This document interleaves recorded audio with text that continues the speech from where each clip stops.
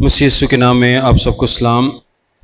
میرے ساتھ دیکھیں یشوع کی کتاب، اس کا 11واں باب، پہلی آیت سے لکھا ہے: جب حسور کے بادشاہ یابین نے یہ سنا تو اس نے مدون کے بادشاہ یوباب اور سمرون کے بادشاہ اور اکشاف کے بادشاہ کو اور ان بادشاہوں کو جو شمال کی طرف کوہستانی ملک اور کندرت کے جنوب کے میدان اور نشیب کی زمین اور مغرب کی طرف دور کے مرتفع کی زمین میں رہتے تھے، اور مشرق اور مغرب کے کنانیوں اور اموریوں اور ہتیوں اور فرزیوں اور کوہستانی ملک کے یبوسیوں اور حویوں کو جو ہرمون کے نیچے مصفا کے ملک میں رہتے تھے بلوا بھیجا۔ تب وہ اور ان کے ساتھ ان کے لشکر، یعنی ایک امواء کثیر جو تعداد میں سمندر کے کنارے کی ریت کی مانند تھا، بہت سے گھوڑوں اور رتھوں کو ساتھ لے کر نکلے۔ اور یہ سب بادشاہ مل کر آئے اور انہوں نے میروم کی جھیل پر اکٹھے ڈیرے ڈالے تاکہ اسرائیلیوں سے لڑیں۔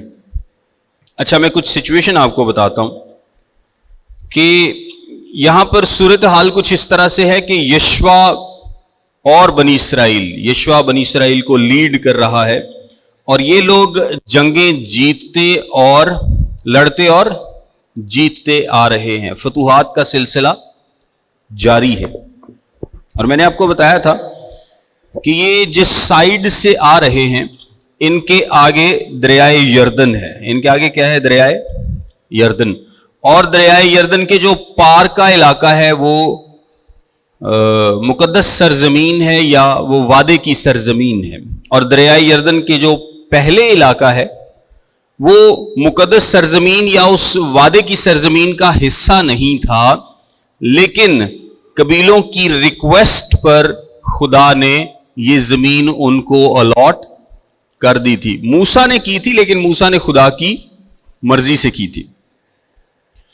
2.5 قبیلوں کو وہاں پر جگہ مل گئی تھی، منسی کے آدھے قبیلے کو اور روبن کے قبیلے کو اور جد کے قبیلے کو۔ تو ان کو پہلے جگہ مل گئی اور باقی قبیلوں کو آگے جگہ ملے گی۔ اب یہاں پر 2 بڑے بادشاہ تھے۔ میں آپ کو تھوڑی سی جغرافی سمجھانے کی کوشش کرتا ہوں۔ یردن کے پار بھی کنعان ہے اور اس سے پہلے بھی کنعانی بسے ہوئے ہیں، ٹھیک ہے؟ یردن کے اس پار بھی کنعانی ہے اور اس سائیڈ پر بھی کنعانی ہے۔ جو اس سائیڈ پر لوگ ہیں ان پر 2 بڑے بادشاہ حکومت کرتے تھے، 2 بڑے بادشاہ حکومت کرتے تھے، اور ان کو شکست دینے والا کون تھا؟ ان کو کس نے شکست دی تھی؟ ان کو موسیٰ نے شکست دی تھی۔ یردن کے اس پار جو لڑائیاں شروع میں لڑی گئی ہیں ان کو کس نے شکست دی ہے؟ موسیٰ نے۔ لیکن موسیٰ یردن کے پار نہیں جائے گا، یعنی مقدس سرزمین میں نہیں جائے گا۔ سو ایک بڑا علاقہ یہ آلریڈی قبضہ کر چکے ہیں۔ اگر آپ ایزیوم کریں کہ ایک دریا ہے اور دریا کی جو پہلی زمین ہے 2 بڑے بادشاہ تھے وہاں پر، اور سہون اور دوسرا اوج، تو 2 بڑے بادشاہوں کو شکست دی موسیٰ نے اور ان کو زمین تقسیم کر دی۔ اب زمین تقسیم کس نے کی ہے؟ موسیٰ نے تقسیم کی ہے، تو شکست بھی موسیٰ نے دی نا۔ تو موسیٰ کے ہوتے ہوئے تو یشوع لیڈرشپ نہیں سنبھال سکتا تھا۔ اس نے لیڈرشپ کب سنبھالی ہے؟ جب موسیٰ وفات پا جاتا ہے۔ سو انہوں نے یردن کے پہلے کچھ علاقوں پر قبضہ کیا اور پھر یشوع کے سپرد کی گئی۔ پھر موسیٰ فوت ہو جاتا ہے اور لیڈرشپ یشوع کے سپرد کی جاتی ہے۔ پھر یشوع لیڈرشپ کو ایزیوم کرتا ہے اور تمام بنی اسرائیل کو لے کر یردن کے پار جاتا ہے۔ اب جب یردن کے پار جاتا ہے نا، تو آپ یہ سوچ لیں کہ ایسے لمبی پٹی ہے، ایک لمبی پٹی ہے، اور یردن پار کرتے وقت ان کے دائیں ہاتھ پر شمالی اور بائیں ہاتھ پر جنوبی، شمالی اور جنوبی قطعے آئیں گے، زمین آئے گی۔ یعنی یہ مشرق میں انہوں نے جگہوں پر قبضہ کیا ہے اور مغرب کی طرف بڑھے ہیں، اور دائیں ہاتھ پہ شمال ہے اور لیفٹ سائڈ پر جنوب۔ اور ये जाकर सीधा कहां पर गए हैं? यरू। और यरू पर फतह पाने के बाद इन्होंने ई पर कब्जा किया है, एन छोटी है, किस पर? ई पर। सो मैंने आपको बताया था कि जब पहले इलाकों पर कब्जा करने के बाद यरदन के पार गए और पार बिल्कुल यरीहू शहर के मुकाबिल गए और वहां पर यरीहू पर कब्जा किया और इसके बाद ई पर कब्जा किया, तो अब ये सेंटर में आ गए। अब कुछ इलाके इनके दाएं हाथ हैं और कुछ इलाके इनके बाएं हाथ हैं। तो जो इलाके इनके जनूब में थे यानी साउथ में थे, उन इलाकों पर इन्होंने पिछले बाब में कब्जा कर लिया था। वो जो 5 लोग जमा हुए थे, आपको याद है ना, 5 बादशाह जिनमें यरूशलेम का बादशाह भी था, वो जो जमा हुए थे, अदूनी सिद्दीक जिसका नाम था, और इन 5 बादशाहों का जो ग्रुप था ये साउथ के बादशाह थे। और जो नॉर्थ के बादशाह थे वो इनकी हेल्प इसलिए नहीं कर पाए क्योंकि दरमियान में ये लोग थे। तो अगर वो हेल्प करना भी चाहते तो इनको पार करते और फिर जाकर इनकी हेल्प करते। सो जो साउथ के बादशाह हैं उस पर बनी इसराइल ने फतह पाई, और आप जंग के बारे में जानते भी हैं कि किस तरह से खुदा ने बनी इसराइल की मदद की, किस तरह से, और पहली भी जंगों में किस तरह से खुदा उनकी मदद करता है। यरीहू शहर किस तरह से गिरता है, ई पर कैसे कब्जा होता है, औलों से खुदा मारता है। खुदा ने बड़ी मदद की, मोजज़ाना तरीके से इनकी मदद की। और हर आने वाली जंग जो है वो पहले से ज्यादा ताकतवर होती जा रही है, यानी पहले से ज्यादा स्ट्रगल इन्वॉल्व है उसमें, पहले से ज्यादा कोशिश इन्वॉल्व है, पहले से ज्यादा मेहनत इन्वॉल्व है। अब यरदन से पहले भी इलाके इनके पास आ गए। अच्छा, इलाके आने का मतलब यह नहीं है कि वहां की एक एक इंच इनके पास आ गया। इसका मतलब है कि मेजर शहरों पे इन्होंने कब्जा कर लिया, लेकिन अभी भी लोग वहां पर मौजूद हैं। और यरदन से पहले तो 2 बड़े बादशाह थे, यरदन के पार कोई भी बड़ा बादशाह नहीं था, यानी जो पूरे कनान पर हुकूमत करता हो।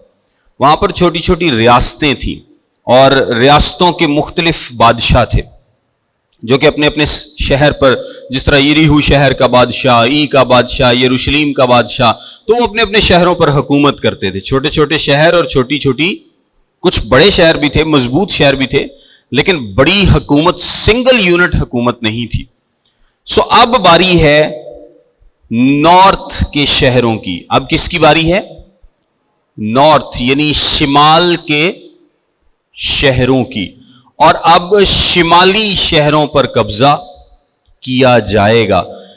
पहले जो यरदन के पहले के शहर हैं उन पर कब्जा कर लिया गया, फिर यरदन पार यरीहू और ई जो बिल्कुल सामने थे उन पर कब्जा कर लिया गया, और फिर बाकी 5 शहर और उनके जो बाकी इलाके थे जो साउथ में थे उन पर कब्जा कर लिया गया, यानी जनूब में। और अब जो शिमाल में यानी दूसरी तरफ शहर हैं उन पर कब्जा किया जाएगा।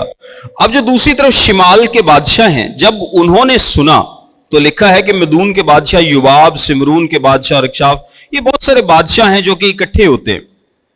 और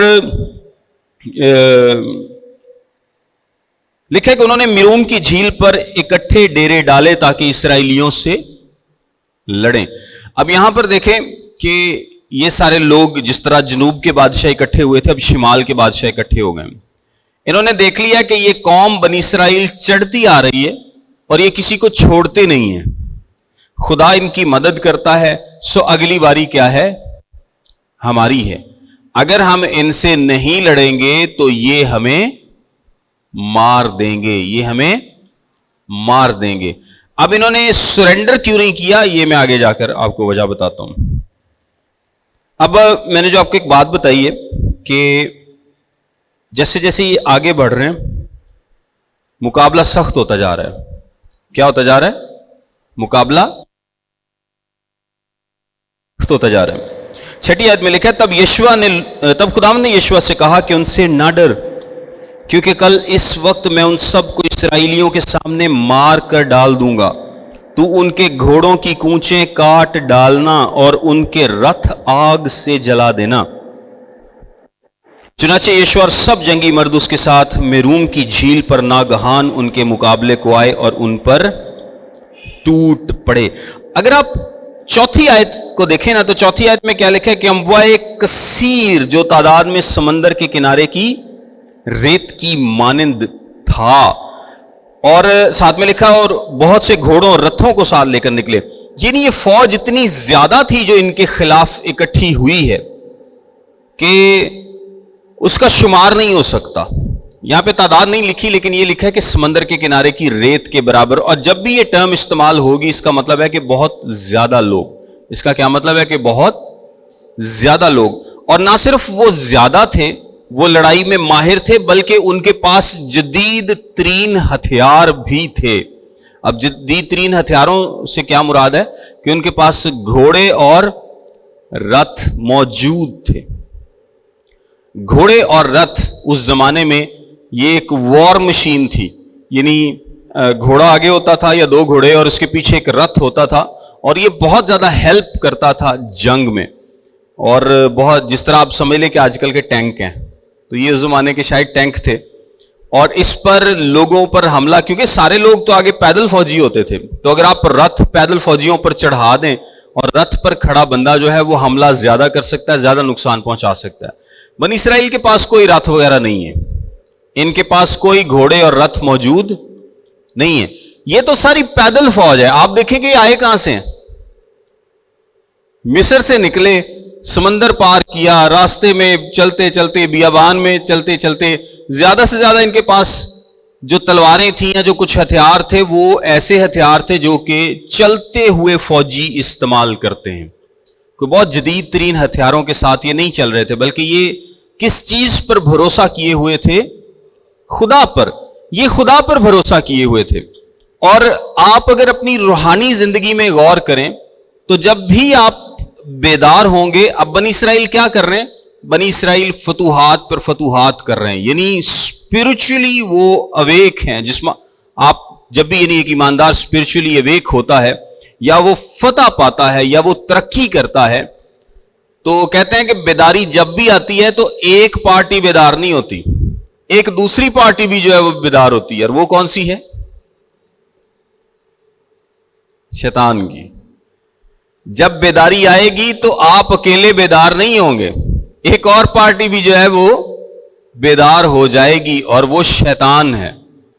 کیونکہ اس سے پہلے تو اس کو بھی کوئی پرواہ نہیں ہے، اس کو بھی کوئی ٹینشن نہیں، کیونکہ وہ کیا سمجھتا ہے کہ میرے نال دے نے ستے سست، نہ انہاں دا کچھ کرن نو دل کردا ہے، نہ یہ گرجے جاندے نے، نہ یہ دعا کردے نے، بس ایویں ماڑے موٹے جے مرے مکے جے کرسچن نے سارے. تو یہ میرے لیے کوئی نقصان کا سبب نہیں ہے. نہ انہوں نے دعا کرنی، نہ بائبل پڑھنی ہے، نہ انہوں نے عبادات میں جانا ہے، نہ انہوں نے بائبل سٹڈی کرنی ہے. بہانے ڈھونڈنے ہیں.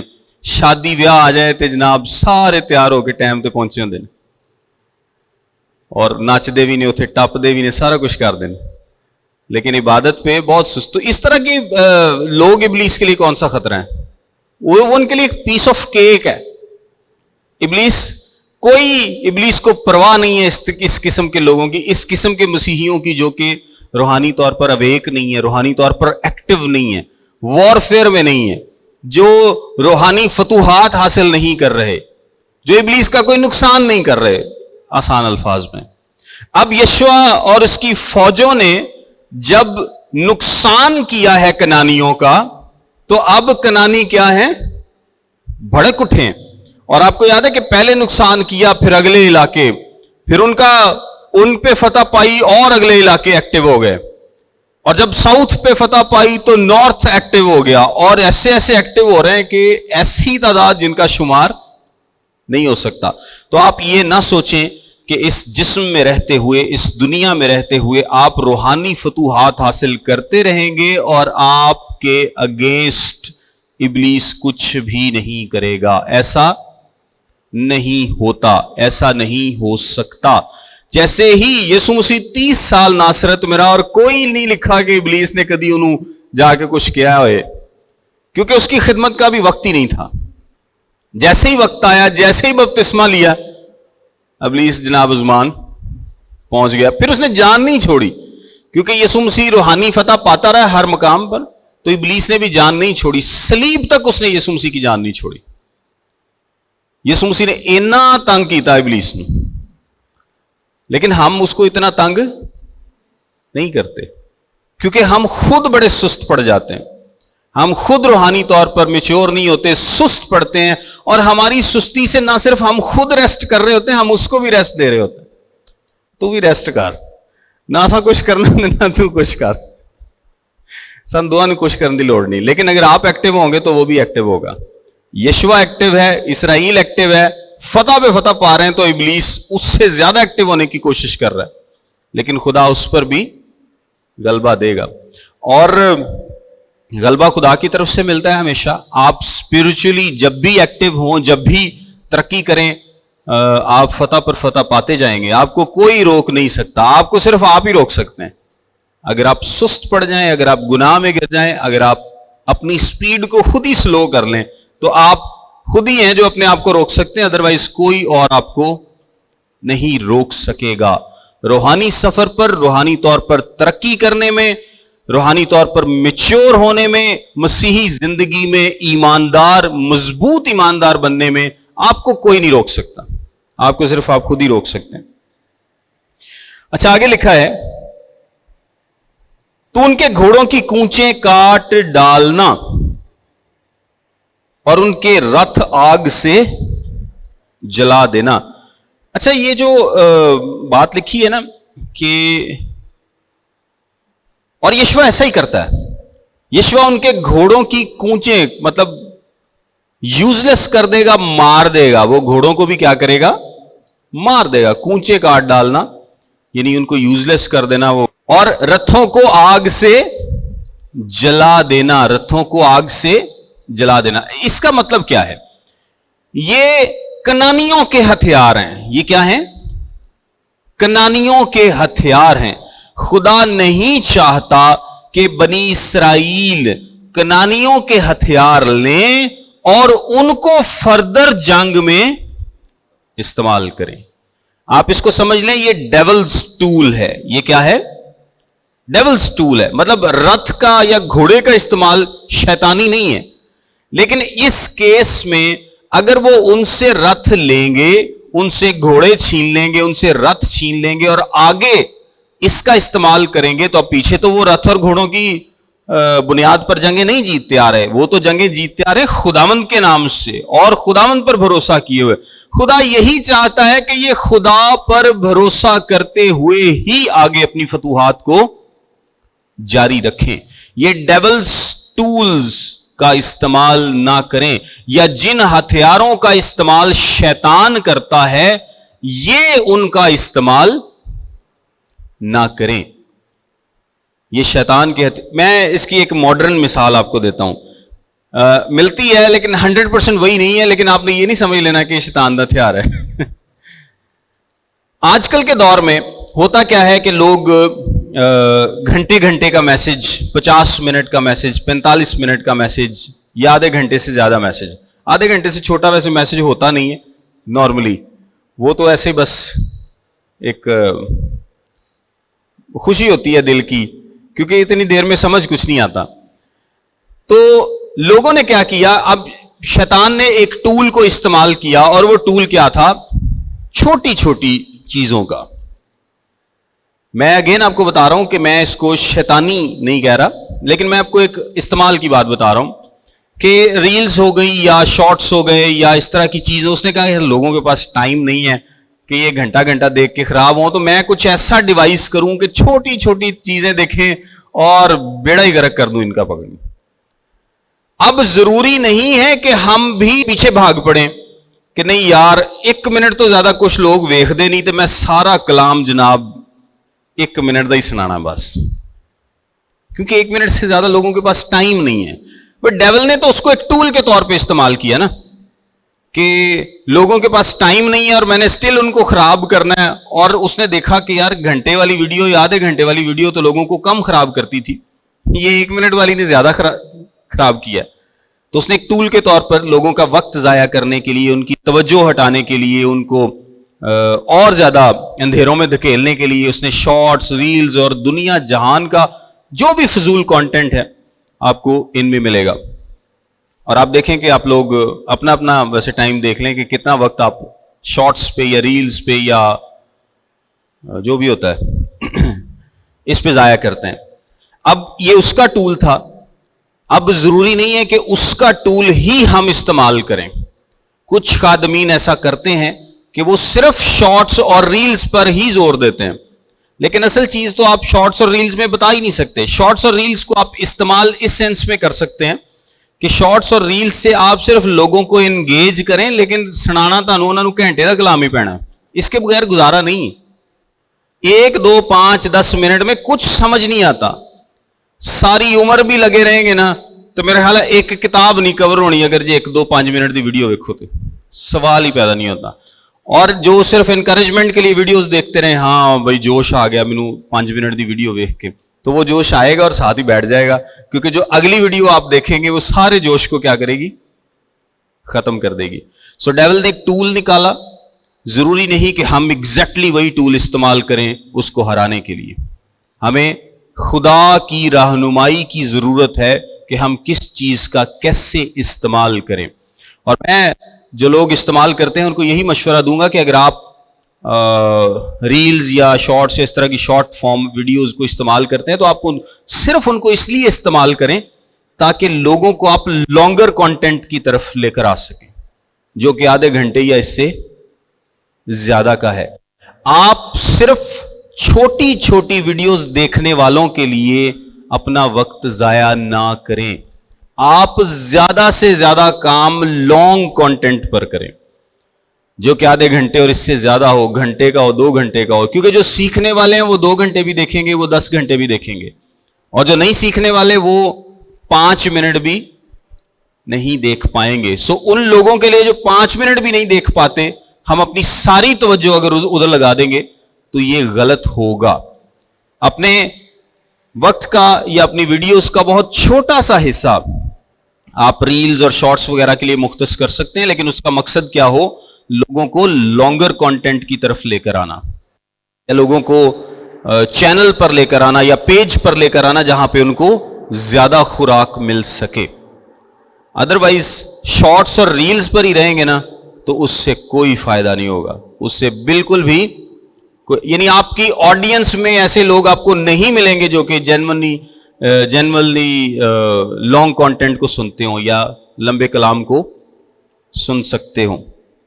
بہرحال میں نے پھر کہا کہ میں اس کو ابلیسی ہتھیار استعمال کے تعلق سے کہہ رہا ہوں. یہ نہیں کہہ رہا کہ ریل بنانا یا شارٹ بنانا ابلیسی ہے یا غلط ہے. آپ اس کو ضرور استعمال کریں، لیکن آپ کے ذہن میں مقصد یہ ہونا چاہیے کہ آپ اس کو کلام کی طرف لے کر آئیں. ادروائز اگر کلام کی طرف اگر آپ کسی کو توبہ کرا دیں اور بعد میں وہ چرچ بھی نہ آئے تو اس کا فائدہ کیا ہے؟ اس کا فائدہ تبھی ہے نا کہ جب وہ توبہ کرے، چرچ آئے، رفاقت رکھے، کلام سیکھے، مسیحی ایمان میں مضبوط ہو تو اس کا کوئی فائدہ ہے. ادروائز کوئی کہے کہ جی میں توبہ کرتا ہوں اور آپ کہیں کہ آپ اپنا نمبر 1 لکھ لیں کہ میں انہیں لوگوں نے توبہ کرائی، تو اس کا کوئی فائدہ نہیں ہے. سو خداوند نے کہا کہ ابلیسی ہتھیار تم لوگوں نے استعمال نہیں کرنے. گھوڑا رتھ ابلیسی ہتھیار نہیں ہے، لیکن چونکہ کنانی ان پر بھروسہ کرتے تھے، اس کو استعمال کرتے تھے، اس لیے خداوند نے کہا کہ تمہارا بھروسہ کس پر ہونا چاہیے؟ صرف اور صرف خدا پر ہونا چاہیے. ورنہ بڑا ایزی ہے. لوگ یشوع سے کہہ سکتے تھے کہ یشوع اتنا زبردست ہتھیار ہمارے پاس آ گئے ہیں تو یہ تو ہمیں اور ہیلپ کریں گے جنگوں کو جیتنے کے لیے، ہے کہ نہیں؟ بہت سارے لوگ مشورہ دیتے ہوں گے کہ یار انہیں رتھ نے، ایڈے زبردست رتھ نے، گھوڑے نے، انہاں نوں مارن دی کی لوڑ ہے؟ انہاں دا کی قصور ہے؟ ان کو لو، ان کو آگ میں جلانے کی بجائے ان کو لو اور اگلی جنگوں میں ان کا استعمال کرو. لیکن خدا نے کہا کہ ایسا نہیں کرنا. آگے لکھا ہے چنانچہ یشوع اور سب جنگی مرد اس کے ساتھ میروم کی جھیل پر ناگہان ان کے مقابلے کو آئے اور ان پر ٹوٹ پڑے. اچھا، جب خداوند نے اس کو کہہ دیا ہے کہ میں تمہارے ساتھ ہوں، تم ان سے نہ ڈرو، تو ان سے نہ ڈر، میں تیرے، یہ خداوند نے فریش اس کو یہ تسلی دی ہے کہ میں تیرے ساتھ ہوں اور تو ان سے نہ ڈر. اس کا یہ مطلب ضرور ہو سکتا ہے کہ تعداد اتنی زیادہ ہے کہ شاید یشوع کے دل میں کیونکہ ہے تو وہ آخر انسان ہی، یہ بات آتی ہو یا اس کے دل میں کوئی نہ کوئی خوف یا ڈر کہیں نہ کہیں تھوڑا بہت ہو، تو خداوند نے اس کو مزید تسلی دی ہے. خداوند نے اس کو مزید تسلی دی ہے کہ تو نہ ڈر، میں تیرے ساتھ ہوں. اور اس کے بعد دیکھیں یشوع نے کیا کام کیا ہے. یشوا نے یہ نہیں کیا کہ چپ کر کے بیٹھا رہے کہ ہاں ٹھیک ہے اگر وہ حملہ کریں گے تو ہم ان کا مقابلہ کریں گے، بلکہ یشوا خود جا کر ان پر حملہ کر دیتا ہے۔ اتنی بڑی فوج اس کے مقابل ہے جن کے پاس ہتھیار بھی جدید ہیں، اور یشوا کی فوج بھی اتنی نہیں ہے اور ان کے پاس ہتھیار بھی اس طرح کے نہیں ہیں، پھر بھی یہ کیا کرتا ہے، جا کر ان پر حملہ کر دیتا ہے۔ اور خداوند نے ان کو اسرائیل کے قبضے میں کر دیا، سو انہوں نے ان کو مارا اور بڑے سیدا اور مصرفات المائم اور مشرق میں مصفا کی وادی تک ان کو رگیدا اور قتل کیا، یہاں تک کہ ان میں سے ایک بھی باقی نہ چھوڑا۔ اور یشوا نے خداوند کے حکم کے موافق ان سے کیا کہ ان کے گھوڑوں کی کونچیں کاٹ ڈالی اور ان کے رتھ آگ سے جلا دیے۔ اب دیکھیں یشوا نے بالکل ویسا ہی کیا ہے جیسا خداوند نے اسے حکم دیا تھا، اور اس نے بالکل نہیں دیکھا کہ مجھے رتھوں کو سنبھالنا ہے۔ ایک بڑی انٹرسٹنگ بات آپ نوٹ کریں گے کہ یریحو شہر میں خدا نے کیا کیا تھا، دیوار کو معجزانہ طور پر گرا دیا تھا، اور اس کے بعد خداوند نے ایک اور جنگ میں ان کی کیسے مدد کی تھی، آسمان سے اولے برسائے تھے۔ اب کی جنگ جو ان تمام جنگوں سے بڑی ہے، اس میں خدا نے کوئی معجزہ کیا ہے؟ نہیں کیا۔ یہ جنگ جو پچھلی تمام جنگوں سے بڑی جنگ ہے، اس میں خدا نے معجزہ نہیں کیا۔ کیوں؟ اس کی دو وجوہات ہیں۔ دیکھیں، ایک ہوتا ہے معجزہ جس کو ہم بولتے ہیں میریکل، اور ایک ہوتا ہے پروویڈنس، یعنی خدا کا مہیا کرنا یا خدا کا چیزوں کو اس طرح سے ارینج کرنا کہ آپ کا کام ہو جائے۔ خدا زیادہ تر کام پروویڈنس کے ذریعے کرتا ہے۔ معجزہ کس کو بولتے ہیں کہ جب قانون قدرت کو روک دیا جاتا ہے، یعنی زمین کا جو ایک زمین پر قدرت کا قانون ہے اس کو سٹاپ کر کے ایک الگ ہی کام کر دیا جائے تو اس کو کیا کہتے ہیں، معجزہ۔ اس کو کیا بولتے ہیں، معجزہ۔ یعنی قدرت کا قانون ہے کہ پانی اوپر سے آ رہا ہے تو وہ نیچے بہے گا، لیکن اگر اس پانی کو دو ٹکڑے کر دیا جاتا ہے یا سمندر کے پانی کو دو ٹکڑے کر دیا جاتا ہے تو یہ کیا ہے، معجزہ ہے۔ ایک آدمی کا ہاتھ ہے ہی نہیں، اور اگر اس کا ہاتھ نیا بن جاتا ہے تو وہ کیا ہے، معجزہ ہے، کیونکہ قدرت کے قانون کے موافق آپ ہاتھ کریٹ نہیں کر سکتے۔ لیکن اگر آپ کے ہاتھ میں کوئی پرابلم ہے اور آپ دوائی کھاتے ہیں اور خدا فضل کرتا اور آپ کے ہاتھ پہلے کام نہیں تھا اب کرنا شروع ہو جاتا ہے، یا آپ دیکھیں کہ آپ کی زندگی میں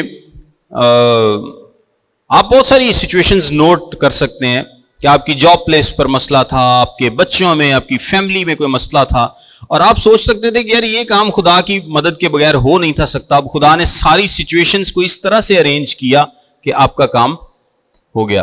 اس کے لیے چاہے خدا نے کسی کے دل کو بدلا، سچویشنز کو بدلا، کچھ بھی کیا، اس کو ہم کیا بولتے ہیں، پروویڈنس۔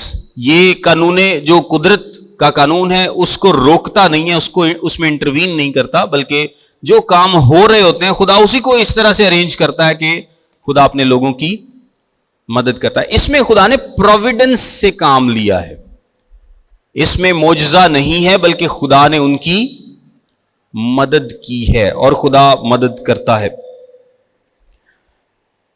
اور انہوں نے بغیر معجزے کے سب سے جو بڑی جنگ ہے اس میں فتح پائی ہے، اور لکھا ہے کہ یشوع نے خداوند کے حکم کے موافق ان سے کیا کہ ان کے گھوڑوں کی کونچیں کاٹ ڈالیں اور ان کے رتھ آگ سے جلا دیے۔ پھر یشوع اسی وقت لوٹا اور اس نے حسور کو سر کر کے اس کے بادشاہ کو تلوار سے مارا، کیونکہ اگلے وقت میں حسور ان سب سلطنتوں کا سردار تھا، اور انہوں نے ان سب لوگوں کو جو وہاں تھے تہہ تیگ کر کے ان کو بالکل ہلاک کر ڈالا، وہاں کوئی متنفس باقی نہ رہا۔ پھر اس نے حسور کو آگ سے جلا دیا، اور یشوع نے ان بادشاہوں کے سب شہروں کو اور ان شہروں کے سب بادشاہوں کو لے کر ان کو تہہ تیگ کر کے بالکل ہلاک کر دیا، جیسا خدا ان کے بندہ موسیٰ نے حکم کیا تھا۔ لیکن جو شہر اپنے ٹیلوں پر بنے ہوئے تھے ان میں سے کسی کو اسرائیلیوں نے نہیں جلایا سوائے حسور کے، جسے یشوع نے پھونک دیا تھا، اور ان شہروں کے تمام مال غنیمت اور چھپایوں کو بنی اسرائیل نے اپنے واسطے لوٹ میں ले लिया, लेकिन हर एक आदमी को तलवार की धार से कत्ल किया, यहां तक कि उनको नाबूद कर दिया और हर एक मुतनफ़िस को भी बाकी ना छोड़ा। जैसा खुदावंद ने अपने बंदा मूसा को हुक्म किया था, वैसा ही मूसा ने यशवा को हुक्म दिया और यशवा ने वैसा ही किया, और जो जो हुक्म खुदावंद ने मूसा को दिया था उनमें से किसी को उसने बगैर पूरा किए ना छोड़ा। अच्छा, यहां पर एक अगर आप बात नोट करें तो कनान की पूरी सोसाइटी को सजा मिली है। कनान की पूरी सोसाइटी को सजा मिली है। सारे तो कसूरवार नहीं होंगे, मतलब ये हो सकता है इनमें छोटे बच्चे भी होंगे जो कि अभी बहुत छोटे हैं, जो कि शायद कुछ अच्छा या बुरा नहीं कर सकते, लेकिन सजा किसको मिली है? पूरी सोसाइटी को मिली है। और जब एक सोसाइटी में गुनाह इस हद तक बढ़ जाता है, दोबारा गौर से सुनिएगा, जब एक सोसाइटी में गुनाह इस हद तक बढ़ जाता है कि खुदा पूरी सोसाइटी को, पूरे मुआशरे को, पूरे पूरे शहरों को या पूरे पूरे मुल्क को उसकी सजा देता है। अब इसमें यह जरूरी नहीं है कि हर मरने वाला शख्स जहन्नुमी है, किसी भी कनान की नहीं, ओवरऑल एक बात कर रहा हूं कि अगर एक सोसाइटी को सजा मिलती है, सब लोगों को सजा मिलती है, तो जरूरी नहीं कि हर मरने वाला शख्स वहां पर जहन्नुम में जाएगा, लेकिन सजा सबको मिली। वहां कौन जाएगा कौन नहीं, ये फैसला किसका है? ये खुदा का है। और बच्चों के ताल्लुक से अक्सर लोग सवाल करते हैं, खैर हम इसको बाद में डिस्कस करते हैं।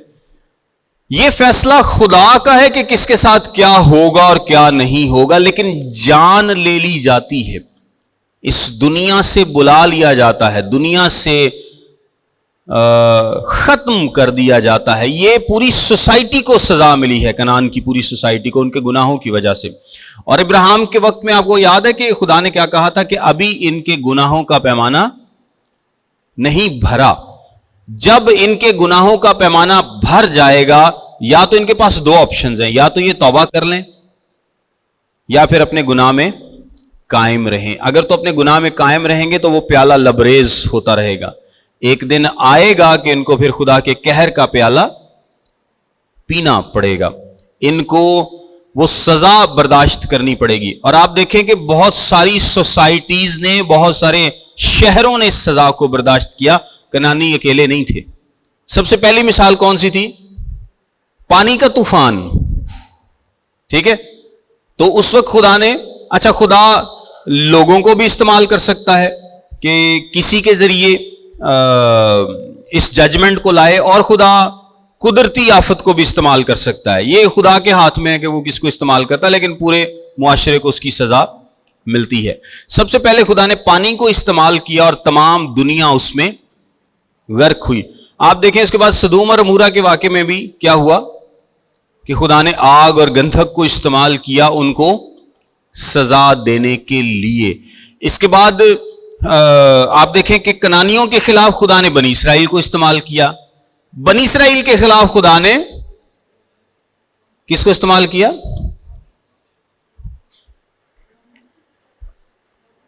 पहले एसीरियंस को, असूरियों को। बनी इसराइल के खिलाफ किसको इस्तेमाल किया? असूरियों को। खुदा गैर कौम को भी इस्तेमाल कर सकता है, खुदा अपने लोगों को भी इस्तेमाल कर सकता है, वो नेचुरल क्लैमिटीज को भी, आफात को भी इस्तेमाल कर सकता है, वो कुछ भी कर सकता है। लेकिन ये जितनी भी आफतें हैं, ये एक बड़ी आफत को पेश करती हैं। ये किस चीज को पेश करती हैं? एक बड़ी आफत को। जब नूह का तूफान आया, बच्चा, बूढ़ा, बड़ा, छोटा कोई नहीं बचा। सदूम और अमूरा में बच्चा, बड़ा, बूढ़ा, जानवर कोई नहीं बचा।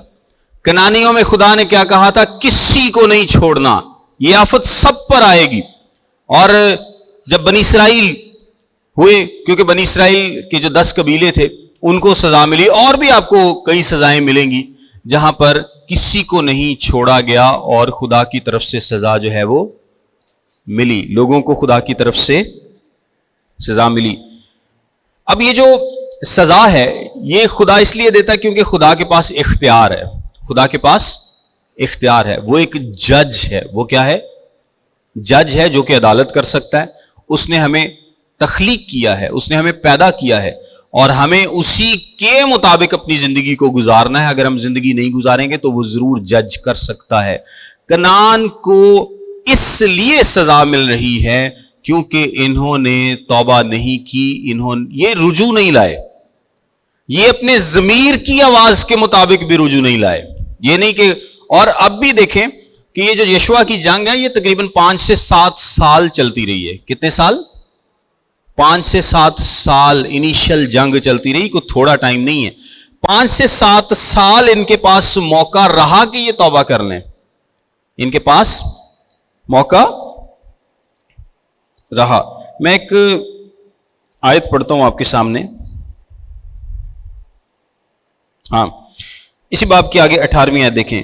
اور یشوع مدت تک ان سب بادشاہوں سے لڑتا رہا سوائے حویوں کے جو جبون کے باشندے تھے، اور کسی شہر نے بنی اسرائیل سے صلح نہیں کی بلکہ سب کو انہوں نے لڑ کر فتح کیا. اب لکھا ہے کیونکہ یہ خداوند ہی کی طرف سے تھا کہ وہ ان کے دلوں کو ایسا سخت کر دے کہ وہ جنگ میں اسرائیل کا مقابلہ کریں، تاکہ وہ ان کو بالکل ہلاک کر ڈالے اور ان پر کچھ مہربانی نہ ہو بلکہ وہ ان کو نیست و نابود کر دے، جیسا خداوند نے موسیٰ کو حکم دیا تھا. اب یہاں پر آپ سوچتے ہوں گے کہ خداوند نے جب خود ہی ان کے دلوں کو سخت کر دیا تو وہ توبہ کیسے کریں گے؟ تو یہاں پر جو خداوند نے ان کے دلوں کو سخت کیا ہے، یہ بیسیکلی اس کا مطلب یہ نہیں ہے کہ خداوند نے ان کو دلوں کو توبہ کے لیے سخت کر لیا کہ وہ توبہ نہ کریں، بلکہ ان کے دلوں کو سخت کرنے کا مطلب یہ ہے کہ خداوند ان کے لیے یہ ممکن نہیں کر رہا کہ وہ ان ریپینٹنٹ ہارٹس کے ساتھ کیا کریں؟ سرنڈر کر دیں. اگر سرنڈر کرنا ہے تو کیسے کرنا ہے؟ راہب کی طرح کرنا ہے. کیسے کرنا ہے؟ راہب کی طرح. یعنی آپ نے خداوند اسرائیل کے خدا کے حضور سرنڈر کرنا ہے اور اس کو اپنا خدا تسلیم کرنا ہے. دل کو سخت کرنے کا مطلب یہ ہے کہ خدا یہ اجازت نہیں دے گا کہ یہ لوگ اپنے غیر تائب شدہ دلوں کے ساتھ بنی اسرائیل کے آگے سرنڈر کر دیں. ایسا ہو سکتا تھا نا کہ خداوند کو نہ مانے، دل ان کے خداوند کے ساتھ نہیں ہے، دل میں وہ اپنے دیوتاؤں کو ہی مانتے رہیں، لیکن دکھانے کے لیے آ کر خداوند کے بنی اسرائیل کے آگے کہے کہ جی ہم مانتے ہیں، ہم اپنے آپ کو سرنڈر کرتے ہیں. اس بات کی خدا نے اجازت نہیں دی. اور چونکہ ان کے دل خداوند اسرائیل کے خدا کے ساتھ تھے ہی نہیں، وہ تھے ہی اپنے بتوں کی طرف، اس لیے ان کو یہ موقع نہیں ملا کہ وہ سرنڈر کر سکیں. اگر خدا ایسا نہ کرتا تو ہو سکتا تھا کہ وہ آتے اور دل میں تو توبہ نہیں کی، لیکن آ کر صرف اپنی جان بچانے کے لیے وہ کر سکتے تھے کہ جان بچانے کے لیے اسرائیل کے آگے جھکتے اور کہتے کہ جی ہم سرنڈر کرتے ہیں. تو اسرائیل کو تو پتہ نہیں تھا چلنا اس بات کا، کیونکہ پہلے بھی آپ کو ایک واقعے میں انہوں نے خداوند سے رابطہ نہیں کیا تھا جبونیوں کے معاملے میں، اولدو کہ جبونیوں نے خداوند اسرائیل کے خدا کو تسلیم کیا تھا. خدا نے اس بات کی اجازت ہی نہیں دی کہ یہ غیر توبہ یافتہ دل کے ساتھ اسرائیل کے آگے سرنڈر کرنا ہے. اگر کرنا ہے تو پہلے خداوند کو تسلیم کرنا ہے، پہلے توبہ کرنی ہے، پھر سرنڈر کرنا ہے. اور اب چونکہ انہوں نے توبہ تو کرنی نہیں تھی، اس لیے سرنڈر کرنے کی توفیق ہی نہیں ملی. سمجھ آئیے آپ کو اس بات کی؟ کیونکہ ان کے دل میں توبہ تھی ہی نہیں، نہ انہوں نے کرنی تھی، نہ ان کے دل میں خیال تھا، اس لیے خداوند کی طرف سے ان کو توفیق ہی نہیں ملی کہ وہ سرنڈر کریں. وہ لڑتے ہیں اور لڑ کر پھر شکست کھاتے ہیں اور مارے جاتے ہیں. خداوند کی طرف سے ان کو یہ توفیق نہیں ملتی. خیر، اس کے بعد یشوع کا جو قبضہ ہے وہ جاری رہا، اور لکھا ہے 23ویں آیت میں، پس جیسا خداوند نے موسیٰ سے کہا تھا اس کے مطابق یشوع نے سارے ملک کو لے لیا، اور یشوع نے اسے اسرائیلیوں کو ان کی قبیلوں کی تقسیم کے موافق میراث کے طور پر دے دیا، اور ملک کو جنگ سے فراغت ملی. اچھا، 12ویں باب میں لکھا ہے بادشاہ جن کو موسیٰ نے شکست دی. آپ نے یہ چیپٹر پڑھنا ہے، اور اس چیپٹر میں ان بادشاہوں کا ذکر ہے جو بسن کے بادشاہ اوج کی سرحد کا ذکر ہے، اور اس سے پہلے جو دوسرا بادشاہ تھا اس کا ذکر ہے. ان دونوں کو موسیٰ نے شکست دی تھی. پھر بادشاہ جن کو یشوع نے شکست دی، کیونکہ موسیٰ کے بعد یشوع کے پاس کمان آئی، اور پھر یشوع نے دوسرے بادشاہوں کو شکست دی. اور پھر 13ویں چیپٹر میں آگے لکھا ہے علاقہ جس پر قبضہ کرنا باقی تھا. یہ آپ پڑھیے گا. اور دریائے یردن کے مشرق کی زمین، اور علاقہ جو روبن کو دیا گیا، علاقہ جو جد کو دیا گیا، علاقہ جو منسی کو دیا گیا. اور پھر 14ویں باب میں یردن کے مغرب کی تقسیم اور حبرون کا علاقہ جو کالب کو دیا گیا. یہاں تک آپ نے اس کو پڑھ کے آنا ہے، کیونکہ یہ علاقوں کی تقسیم ہے تو علاقوں کے نام لکھے ہوئے ہیں کہ پھر انہوں نے یہ علاقہ اس قبیلے کو دیا. تو شاید آپ لوگ تو انٹرسٹڈ نہ ہوں اتنے علاقوں کے ناموں میں یا اس کی تقسیم میں، لیکن یہ لوگ بڑے ہوں گے. کیا خیال ہے؟ ساڈے جویں اسی لوگ اپنے اپنے مرلے تے لڑتے ہیں نا میرے 1.5 مرلے تے میرے 2.5 مرلے تے میرے 5 مرلے. تو اگر ہم مرلوں پہ لڑ سکتے ہیں تو یہ تو بہت بڑی جگہ ہے. تو اور سب کو یاد ہوتا ہے کہ ساڈی فلانی جگہ تے اینے مرلے سی، وہ پہلا آئے تو سب کو ساری ہسٹری یاد ہوتی ہے. کیا خیال ہے؟ تو یہ لوگ تو یہاں پر رہیں گے نا، یہ تو ان کو زمین تقسیم کی جا رہی ہے، الاٹ کی جا رہی ہے. تو یہاں پر کون سا بادشاہ تھا، کون سا علاقہ تھا، کون سی زمین تھی، یہ ان کے کام کی انفارمیشن ہے ساری. اور ہمارے کام کس طرح سے ہے کہ خدا نے یہ سارے نام لکھوائے ہیں تاکہ پتہ چلے کہ یہ ایک تو باؤنڈریز کا پتہ چلے کہ کون کون سی باؤنڈری ہے، دوسرے یہ سارے شہر اصلی شہر ہیں. یہ کوئی خیالی باتیں نہیں ہیں کہ بس خدا نے لکھ دیا کہ ہاں اور یشوع نے کنعان پر فتح پا لیا اور بنی اسرائیل کو تقسیم کر دیا، خدا حافظ. ایسا نہیں ہے. اصلی شہر ہیں، اصلی لوگ ہیں، اصلی بادشاہ ہیں، اس لیے ان کے نام بھی لکھے ہیں، شہروں کے نام بھی لکھے ہیں، ان کے آرکیولوجیکل ایویڈنسز آج بھی موجود ہیں، بادشاہوں کی تواریخ موجود ہیں. اور جو یشوع نے نام لکھے ہیں، چاہے وہ بادشاہوں کے ہوں چاہے وہ شہروں کے ہوں، وہ اور بھی تواریخ کی کتابوں میں ملتے ہیں. سو اس کا کیا مطلب ہے کہ یہاں پر جو لکھا ہے ڈیٹیل سے لکھا ہے اور بالکل سچ لکھا ہے، کہانیاں نہیں لکھی. یشوع نے خود سے کہانیاں نہیں لکھی، بلکہ جو بھی لکھا ہے بالکل سچ لکھا ہے. ایک لاسٹ بات میں آپ سے کروں گا، پھر ہم اس کو کلوز کرتے ہیں کہ یہاں پر اگر آپ یہ چیز نوٹ کریں تو استثناء کی کتاب کے 7ویں باب کی 22ویں آیت اور خروج 23ویں باب کی 30ویں آیت کے مطابق خدا نے کہا تھا کہ میں تم کو آہستہ آہستہ اس پر قبضہ کراؤں گا. ایک مقصد میں نے آپ کو بتا دیا تاکہ کنعان کے لوگوں کے پاس موقع ہو کہ وہ اگر اب بھی توبہ کرنا چاہیں تو پہلے سچے دل سے توبہ کریں، پھر سرنڈر کریں. جھوٹے دل کے ساتھ توبہ جو ہے اس کی خدا کی طرف سے توفیق نہیں ملے گی. اور دوسرے نمبر پر جو بنی اسرائیل ہیں ان کو آہستہ آہستہ آہستہ آہستہ فتوحات مل رہی ہیں. یہ ہماری روحانی حالت کو بھی ظاہر کرتا ہے کہ سٹیپ بائی سٹیپ آپ کیسے بڑھتے ہیں. Step by step. ایک ہی دم سے آپ کو سب کچھ نہیں مل جاتا. آپ ایک ہی دن میں ہیرو نہیں بن جاتے. ایک ہی دن میں آپ سوچیں کہ میں یہاں سے یہاں پر آ جاؤں، ایسا نہیں ہوتا. بلکہ کیسا ہوتا ہے؟ سٹیپ بائی سٹیپ، آہستہ آہستہ. خدا آپ کو خدا پر بھروسہ کرنا سکھاتا ہے. اور وہ کیسے ہو سکتا ہے؟ ہمیشہ سٹیپ بائی سٹیپ ہو سکتا ہے. لٹل بائی لٹل، تھوڑا تھوڑا کر کے آپ کے پاس زیادہ ہوتا چلا جائے گا. جس طرح آپ قائم رہیں گے، آپ خدا کے ساتھ چلتے رہیں گے تو وہ تھوڑا تھوڑا تھوڑا تھوڑا آہستہ آہستہ زیادہ ہو جائے گا. ایک دم سے آپ کو سب کچھ نہیں مل جائے گا. ان کو بھی وعدے کی سرزمین میں کتنے سال لگے؟ 5 سے 7 سال لگے مین شہروں پر قبضہ کرنے کے لیے. اور جنگ ابھی ختم نہیں ہوگی. آگے جا کر خدا یشوع سے کہتا ہے کہ تو اب بوڑھا ہو گیا، لیکن ابھی بہت سارا علاقہ ہے جس پر قبضہ کرنا باقی ہے. سو اب قبیلوں کی ذمہ داری تھی کہ قبیلے کیا کریں گے؟ وہ آگے جا کر فتوحات کا سلسلہ جاری رکھیں گے. یعنی جب ہم توبہ کر لیتے ہیں تو اس کے بعد یہ ہماری فتوحات کا سلسلہ رکتا نہیں ہے، بلکہ ہم step by step, little by little, تھوڑا تھوڑا کر کے فتوحات پاتے رہتے ہیں. تھوڑا تھوڑا کر کے فتوحات پاتے رہتے ہیں. اور یہ سلسلہ ساری عمر چلتا رہتا ہے. کوئی بھی شخص ایسا نہیں کہہ سکتا کہ میں نے سب کچھ پا لیا، میں نے سب کچھ پا لیا، میرے لیے اب آگے کوئی جنگ موجود نہیں. کوئی کہہ سکتا ہے ایسا؟ کوئی بھی نہیں کہہ سکتا کہ میرے لیے آگے کوئی جنگ نہیں جناب، میں ساری روحانی جنگیں جیت لیا. کیونکہ جنگ، روحانی جنگ جو ہے وہ اس بدن میں رہتے ہوئے تو ختم نہیں ہوگی. آپ سٹیپ بائی سٹیپ بڑھتے بڑھتے بڑھتے بڑھتے، لٹل بائی لٹل، تھوڑے تھوڑے کر کے فتح حاصل کرتے ہیں. لیکن فتح ضرور حاصل کریں. یہ نہ ہو کہ 6 مہینے سال نہ گئے تو پتہ لگے کوئی فتح ہی نہیں پائی، کوئی علاقہ ہی نہیں قبضہ کیتا. تو اگر تسی کنانیاں تے قبضہ نہیں کرنا نے تو کنانیاں نے ضرور تاڑ تے کر لینا. یہ بات ہے کہ نہیں؟ اگر آپ ابلیس پہ قبضہ نہیں فتح نہیں پائیں گے نا تو وہ ضرور آپ پہ پالے گا، کیونکہ وہ ایکٹیو ہے، وہ سست نہیں پڑتا.